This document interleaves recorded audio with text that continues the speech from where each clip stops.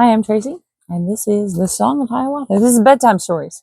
The Song of Hiawatha by Henry Wadsworth Longfellow.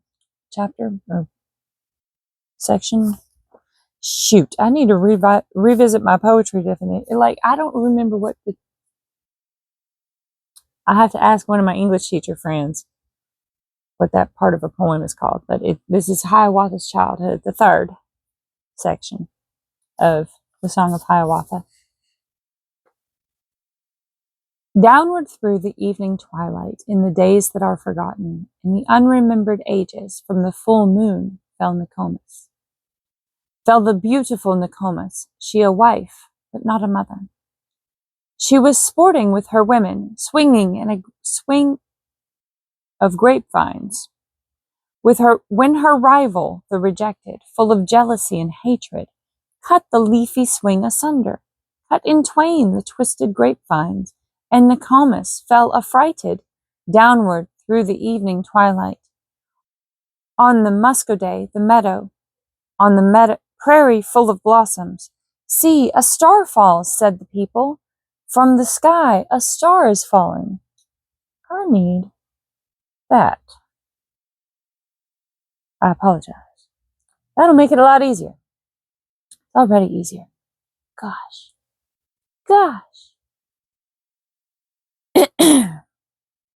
I will continue from where we were. There among the ferns and mosses, there among the prairie lilies, on the muscoday, the meadow, in the moonlight and the starlight, fair Nokomis bore a daughter, and she called her name Winona, as the firstborn of her daughters. And the daughter of Nokomis grew up like the prairie lilies, grew a tall and slender maiden, with the beauty of the moonlight, with the beauty of the starlight. And Nokomis warned her often, saying oft and oft repeating, "Oh, beware of Mudjekeewis of the west wind. Mudjekeewis, listen not to what he tells you. Lie not down upon the meadow, stoop not down among the lilies, lest the west wind come and harm you." But she heeded not the warning, heeded not those words of wisdom. And the west wind came at evening, walking lightly o'er the prairie, whispering to the leaves and blossoms, bending low the flowers and grasses, found the beautiful Winona, lying there among the lilies, wooed her with his words of softness, wooed her with his soft caresses, till she bore a son in sorrow, bore a son of love and sorrow.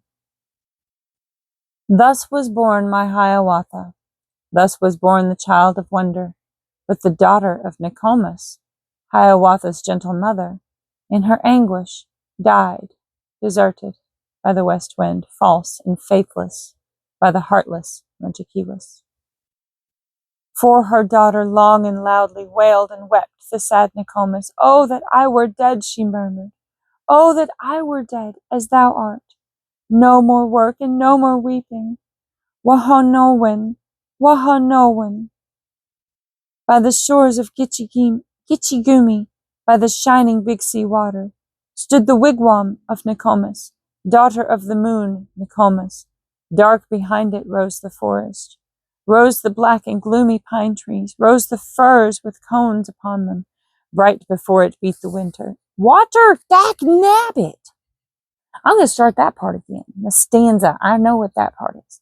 By the shores of Gitchigumi, by the shining Big Sea water, stood the wigwam of Nokomis, daughter of the moon, Nokomis. Dark behind it rose the forest, rose the black and gloomy pine trees, rose the firs with cones upon them. Bright before it beat the water, beat the clear and sunny water, beat the shining Big Sea water. There the wrinkled old Nokomis nursed the little Hiawatha, rocked him in his linden cradle, bedded soft in moss and rushes, safely bound with reindeer sinews, stilled his fretful wail by saying, "Hush, the naked bear will hear thee," lulled him into slumber, singing, "Ewa-yay, my little owlet, who is this that lights the wigwam? With his great eyes lights the wigwam. Ewa-yay, my little owlet." Many things Nokomis taught him. of the stars that shine in heaven, showed him Ishkuda, the comet. Ishkuda, with fiery tresses, showed the death dance of the spirits, warriors with their plumes and war clubs, flaring far away to northward in the frosty nights of winter. Showed the broad white road in heaven, pathway of the ghosts, the shadows, running straight across the heavens, crowded with the ghosts, the shadows.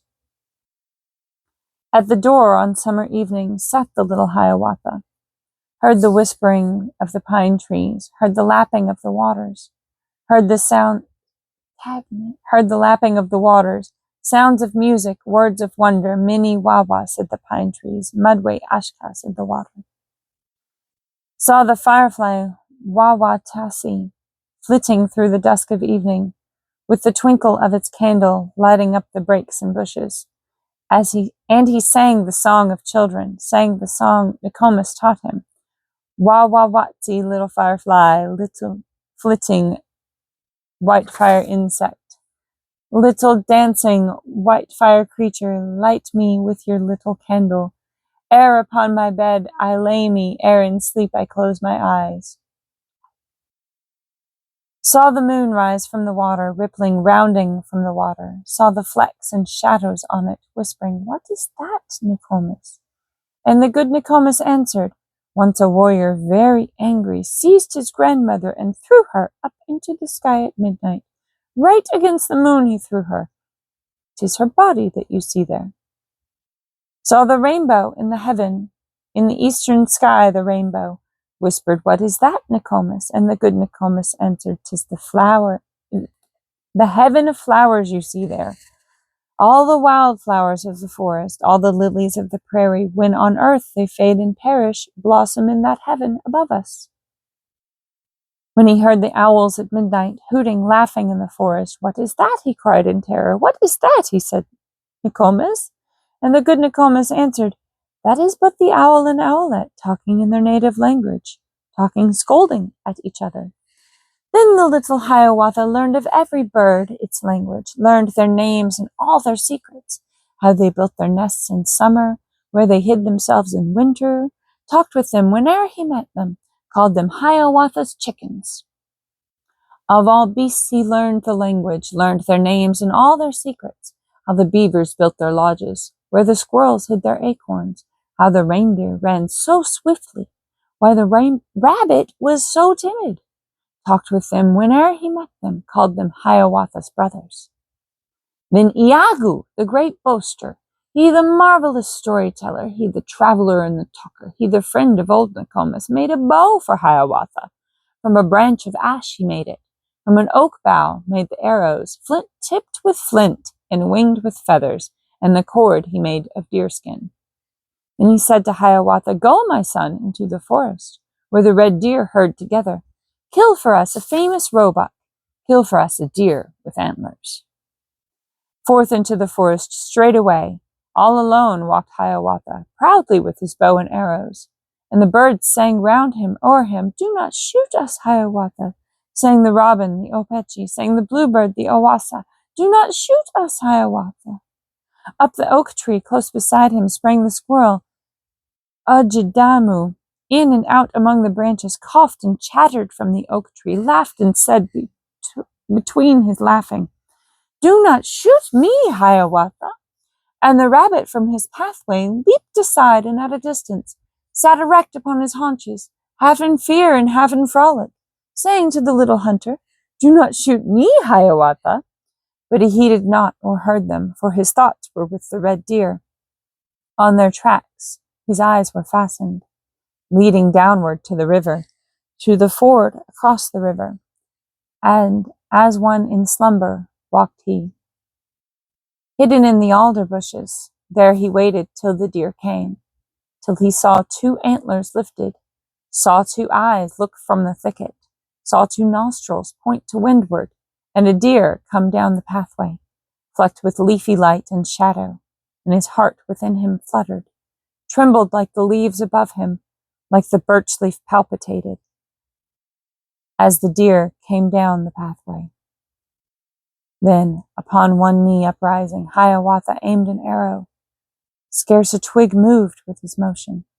Scarce a leaf was stirred or rustled. But the wary roebuck started, stamped with all his hoofs together, listened with one foot uplifted, leaped as if to meet the arrow. Ah, the singing, fatal arrow! Like a wasp, it buzzed and stung him. Dead he lay there in the forest, by the ford across the river.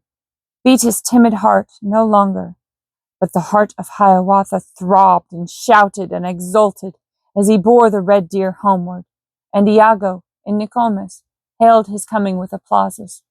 From the red deer's hide, Nokomis made a cloak for Hiawatha.